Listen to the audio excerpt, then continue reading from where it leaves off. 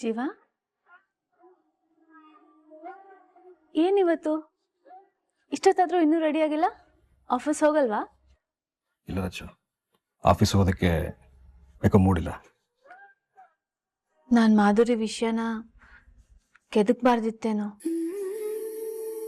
ನಿಮ್ಮ ಹಳೆ ಗಾಯಗಳನ್ನೆಲ್ಲ ಕೆರೆದ್ಬಿಟ್ಟೆ ನಾನು. ಆ ನೋವಿಗೆ ನಾ ಅಡ್ಜಸ್ಟ್ ಆಗಿದ್ದೀನಿ ರಚನಾ. ನಾನು ಯೋಚನೆ ಮಾಡ್ತಿರೋದು ಅದ್ರ ಬಗ್ಗೆ ಅಲ್ಲ. ಮತ್ತೆ ಅಮ್ಮನ ಬಗ್ಗೆ. ರಾಣಿಗೆ ನಾನು ಮೋಸ ಮಾಡಿಲ್ಲ ಅನ್ನೋದನ್ನ ಅವ್ರಿಗೆ ಹೇಗೆ ಅರ್ಥ ಮಾಡಿಸ್ಲಿ? ಹತ್ರ ಹೋದ್ರೆ ಸಿಡುಕ್ತಾರೆ, BP ರೈಸ್ ಮಾಡ್ಕೊತಾರೆ, ಬಾಯಿಗೆ ಬಂದಂಗೆ ಶಾಪ ಕೊಡ್ತಾರೆ. ಮಾಡಿದ ತಪ್ಪಿಗೆ ಉರಿ ಶಿಕ್ಷೆ ಕೊಟ್ಟರು ಪರವಾಗಿಲ್ಲ, ತಡ್ಕೊಂಡ್ಬಿಡ್ಬೋದು.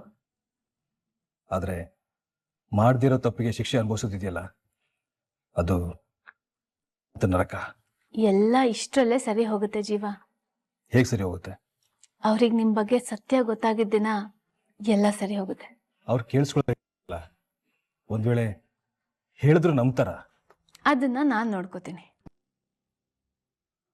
ಸಮಯ ನೋಡ್ಕೊಂಡು ನಾನು ನಿಧಾನ ಕತ್ತೆಗೆ ನೀವೆಂಥ ಸಮಯದಲ್ಲಿ ಮಾಧುರಿನ ಮದ್ವೆ ಆಗ್ಬೇಕಾಗಿ ಬಂತು ಅನ್ನೋದನ್ನ ಅರ್ಥ ಮಾಡಿಸ್ತೀನಿ.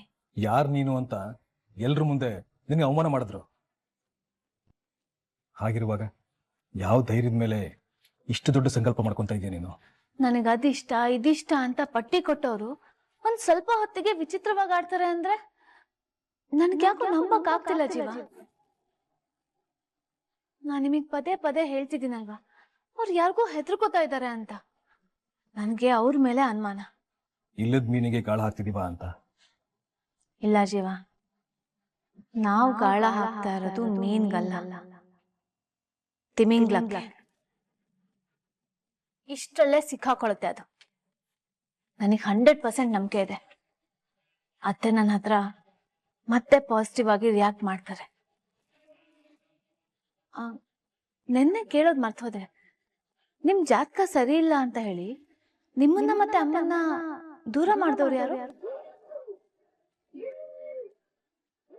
ಮಾತಿಗೂ ಜಾತಕ ಸರಿ ಇಲ್ಲ ಅಂತ ಹೇಳ್ತಾ ಇದ್ರು.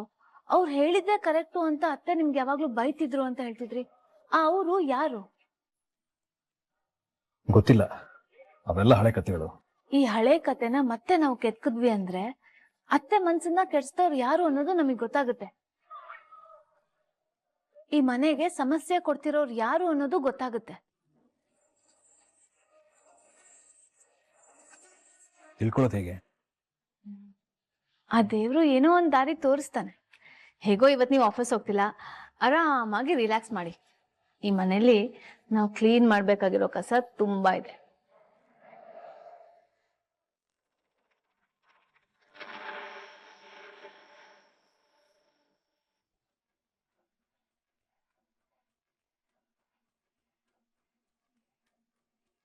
ದೇವಿ,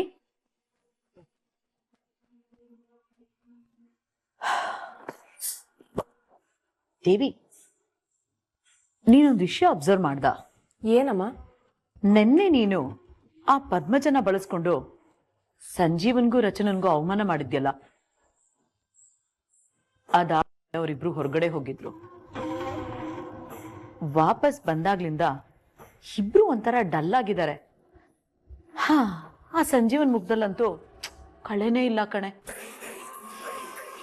ಅವ್ರಮ್ಮ ಬೈದಿದ್ ನೋವು ಅವನ ಮುಖದಲ್ಲಿ ಎದ್ದು ಕಾಣ್ತಿತ್ತು ಕಣೆ. ಸುಧಾರಿಸ್ಕೊಳ್ಳೋದಕ್ಕೇನೆ ಸಂಜೀವ್ ರಾಘವಚಂದ್ರ ಅವರು ಆಫೀಸ್ಗೆ ಹೋಗಿಲ್ಲ ಅನ್ನೋದೇ ಸುದ್ದಿ. ದೇವಿ, ಒಟ್ನಲ್ಲಿ ಅವರಿಬ್ರಿಗೂ ಮುಟ್ಟು ನೋಡ್ಕೊಳ್ಳೋ ತರ ಕೊಟ್ಟಿದ್ಯಾ ನೋಡು.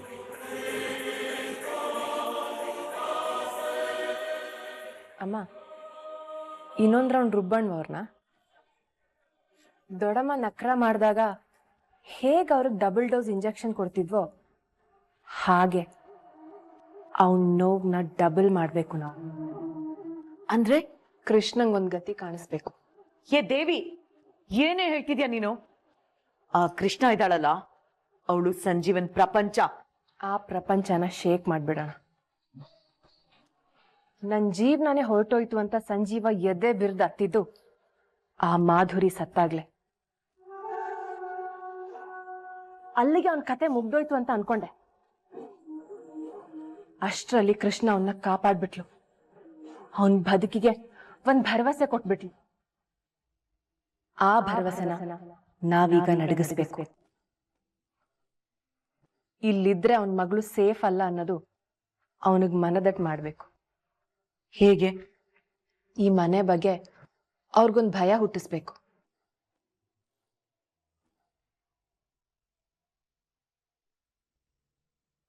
Krishna Krishna Krishna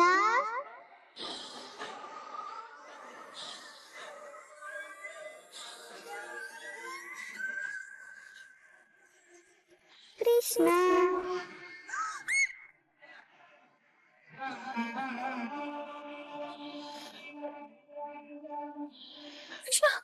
baby Krishna baby baby ಏನಾಯ್ತು Krishna? Baby Krishna Krishna baby baby Krishna baby Krishna Krishna Krishna ಕಂದ ಇಲ್ಲಿ ನೋಡು. ಬೇಬಿ ಎದ್ದೇಳು ಕೃಷ್ಣ ಕಣ್ಬಿಡಮ್ಮ ಬೇಬಿ ಕೃಷ್ಣ ಮಾತಾಡು. ಕೃಷ್ಣ ಕೃಷ್ಣ ಕೃಷ್ಣ ಕಣ್ಬಿಡು ಕಂದ.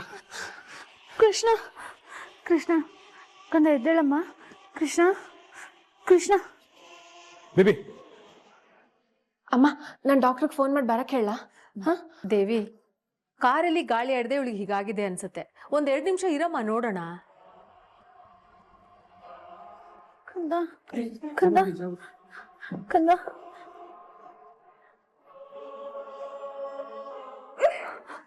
ಬೇಬಿ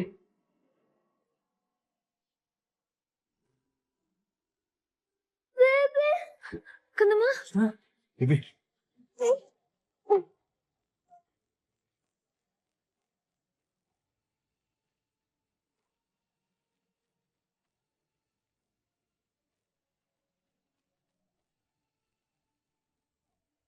ಕೃಷ್ಣ, ನೀನ್ ಹೇಗೋಗಿ ಕಾರಲ್ಲಿ ಸಿಕ್ಕಾಕೊಂಡೆ?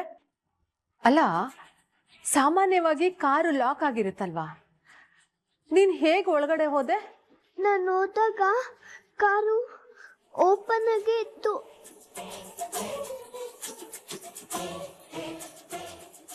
ಏನ್ ಹೇಳ್ತಿದ್ಯಾ ಪುಟ?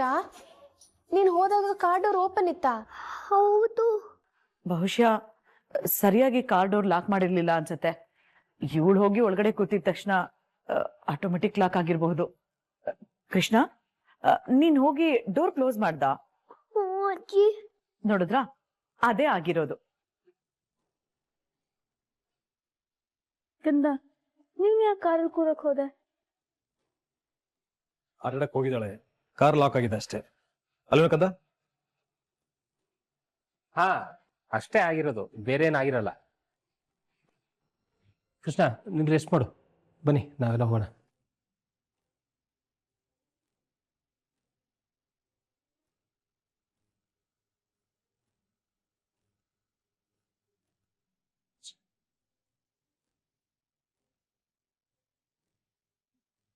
ಬೇಬಿ, ನಿನ್ ಕಾರ್ ಒಳಗೆ ಹೇಗ್ ಲಾಕ್ ಆದೆ? ಆಟ ಆಡೋಣ ಅಂತ ನನ್ನನ್ನು ಕೊಂಬೆ ಕರ್ಕೊಂಡೋಯ್ತು.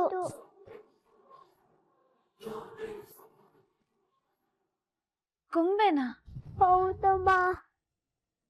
ನಾನು ಡ್ರಾಯಿಂಗ್ ಮಾಡ್ತಾ ಕೂತಿದ್ರೆ ಗೊಂಬೆ ಬಂದು ಫ್ರೆಂಡ್ಸ್ ಆಗೋಣ ಅಂತ ಹೇಳ್ತು.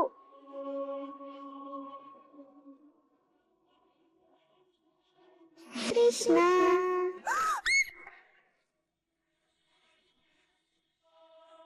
ಬಾ, ಬಾ, ನಾವು ಹೋಗಿ ಆಟ ಆಡೋಣ.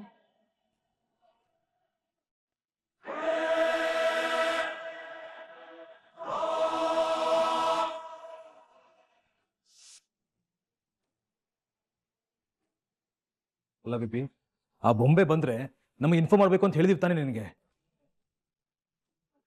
ಹೋಗ್ಲಿ ಬಿಡಿ, ಮಗು ಮನೇಲಿ ಒಬ್ಳೇ ಇರ್ತಾಳೆ, ಬೋರ್ ಆಗಿರುತ್ತೆ, ಅದಕ್ಕೆ ಗೊಂಬೆ ಜೊತೆ ಫ್ರೆಂಡ್ಶಿಪ್ ಮಾಡಿರ್ತಾಳೆ. ಕಂದ, ಇನ್ನೊಂದ್ಸತಿ ಗೊಂಬೆ ಕರೆದ್ರೆ ಅದ್ರ ಜೊತೆ ಹೋಗ್ಬಾರ್ದು, ನಮಗ್ ಬಂದ್ಬಿಟ್ಟು ಹೇಳ್ಬೇಕು, ಆಯ್ತಾ? Good girl.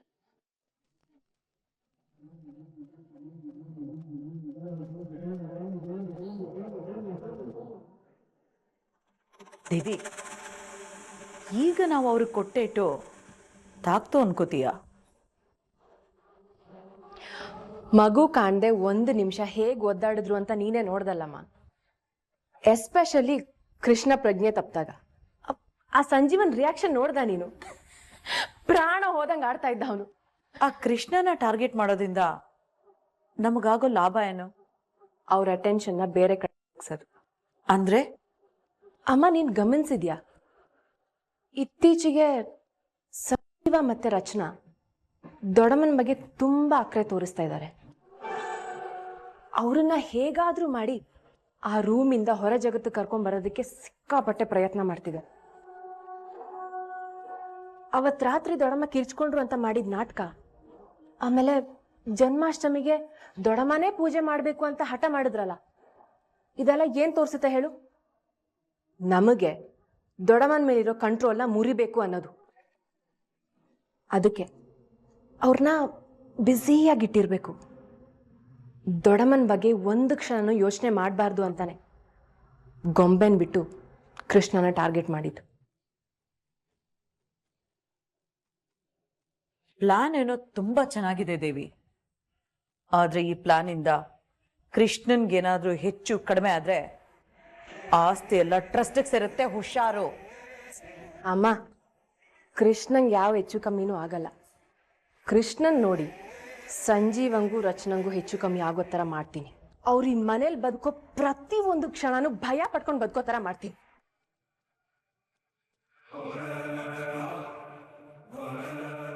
ಮಾತೆತ್ತಿದ್ರೆ ನನ್ನ ಮಗಳನ್ನ ಯಾರಾದ್ರೂ ಮುಟ್ ನೋಡಿ ಅಂತ ಹೇಳ್ತಾನಲ್ವಾ, ನಾವು ಮನ್ಸು ಮಾಡಿದ್ರೆ ಅವನ ಮಗಳನ್ನೂ ಮುಟ್ತೀವಿ, ಅವನ ವಂಶನೂ ಮುಟ್ತೀವಿ ಅಂತ ರಿಯಲೈಸ್ ಮಾಡಿಸ್ತೀನಿ ಅವನಿಗೆ. ಇಷ್ಟು ವರ್ಷ ಮಾಧುರ್ಯನ ನೆನ್ಸ್ಕೊಂಡ್ ನರಳ್ದ. ಇನ್ನು ಮೇಲೆ ಕೃಷ್ಣನ ನೆನ್ಸ್ಕೊಂಡ್ ಅಳ್ಬೇಕು.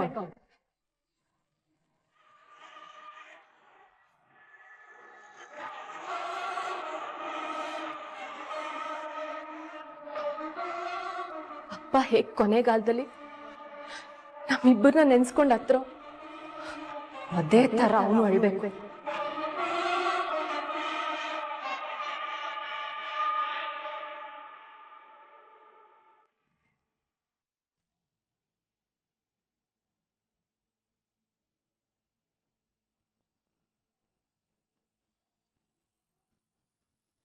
ಏನಿ ಗೊಂಬೆ ಪ್ರಾಬ್ಲಮ್? ಎಲ್ಲಿಂದ ಬರುತ್ತೆ? ಎಲ್ಲಿ ಬಚ್ಚಿಟ್ಕೊಳ್ಳುತ್ತೆ? ಅಲ್ಲ, ಈ ಗೊಂಬೆ ಮಾತಾಡುತ್ತೆ ಅನ್ನೋದೇ ವಿಚಿತ್ರವಾಗಿದೆ. ಅದ್ರಲ್ಲಿ ಬೇರೆ ಅದು ಫ್ರೆಂಡ್ಶಿಪ್ ಮಾಡೋಣ ಅನ್ನುತ್ತಂತೆ, ಲಿಫ್ಟ್ ಆಟ ಆಡೋಣ ಅನ್ನುತ್ತಂತೆ. ನನಗೊಂದು ಅರ್ಥ ಆಗ್ತಿಲ್ಲ. ಕೃಷ್ಣ ಹೇಳೋದು ಕೇಳ್ತಾ ಇದ್ರೆ ತಲೆಲ್ಲ ಕೆಟ್ಟೋಗ್ತಿದೆ ನನಗೆ. ಬಹುಶಃ AI ಟೆಕ್ನಾಲಜಿ ಗೊಂಬೆನ ಅದು ಅಂತ. AI ಟೆಕ್ನಾಲಜಿನ? ಹ್ಞೂ ಮಗ, ನೀನಿವಾಗ ಇಂಟರ್ನೆಟ್ಟಲ್ಲಿ ಏನೋ ಸರ್ಚ್ ಮಾಡಿದ್ರೆ ಕೆಲವೇ ಸೆಕೆಂಡ್ಗಳಲ್ಲಿ ಅದಕ್ಕೆ ಉತ್ತರ ಸಿಗುತ್ತಲ್ವ ನಿನಗೆ, ಅದೇ AI ಟೆಕ್ನಾಲಜಿ. ಅದನ್ನಿವಾಗ ಹ್ಯೂಮನಾಯ್ಡ್ ರೋಬೋಟ್ಸ್ಗಳಿಗೆ ಅಪ್ಲೈ ಮಾಡ್ತಾ ಇದ್ದಾರೆ.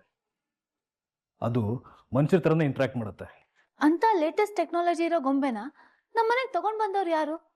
ಏನಕ್ಕೆ ತರ್ತಾರೆ ಅಲ್ವಾ? ಮತ್ತೆ ಯಾರೋ ನಮ್ ಜೊತೆ ತುಂಬಾ ಆಟ ಆಡ್ತಾ ಇದ್ದಾರೆ ಜೀವ. ಮುಖ್ಯವಾಗಿ ಕೃಷ್ಣನ ಟಾರ್ಗೆಟ್ ಮಾಡ್ತಾ ಇದ್ದಾರೆ. ಲೋ ಜೀವ, ರಚನಾ ಕೃಷ್ಣನ ಹುಡ್ಕೊಂಡ್ ಬರೋದು 5 ನಿಮಿಷ ಲೇಟ್ ಆಗಿದ್ರು ಕೃಷ್ಣನ್ ಪರಿಸ್ಥಿತಿನ ಊಹೆ ಮಾಡ್ಕೊ. ಸುಂದರ ಮಗ, ನೆನ್ಸ್ಕೊಂಡ್ರೆ ಭಯ ಆಗತ್ತೆ. ಎಕ್ಸಾಕ್ಟ್ಲಿ. ಯಾರೋ ನಮ್ಮನ್ನ ಭಯ ಪಡಿಸೋದಕ್ಕೆ ಅಂತಾನೆ ಗೊಂಬೆನ ಬಳಸ್ತಾ ಇದ್ದಾರೆ. ಯಾರವರು? ಅವ್ರ ಉದ್ದೇಶ ಆದ್ರೆ ಏನು? ನಮ್ಗೆ ಈ ಮನೇಲಿ ಇರೋದಕ್ಕೆ ಭಯ ಆಗ್ಬೇಕು, ಈ ಮನೇನ ಬಿಟ್ಟು ಹೋಗ್ಬೇಕು ಅನ್ನೋದೇ ಉದ್ದೇಶ. ಇನ್ನೇನಿರುತ್ತೆ? ಯಾರನ್ನ ಅಂತ ಅನುಮಾನ ಪಡೋದು? ಮುಟ್ಟಿದ್ರೇನೆ ಪರ್ಚೋಕ್ ಬರ್ತಾರೆ. ಇಲ್ಲಿ ಹೆಂಗ್ ಕಂಡು ಹಿಡಿಯೋದು? ಯಾರಾದ್ರೂ ಆಗಿರಲಿ, ನಾವ ಅವರ ಅಂತ ನೋಡೇ ಬಿಡೋಣ.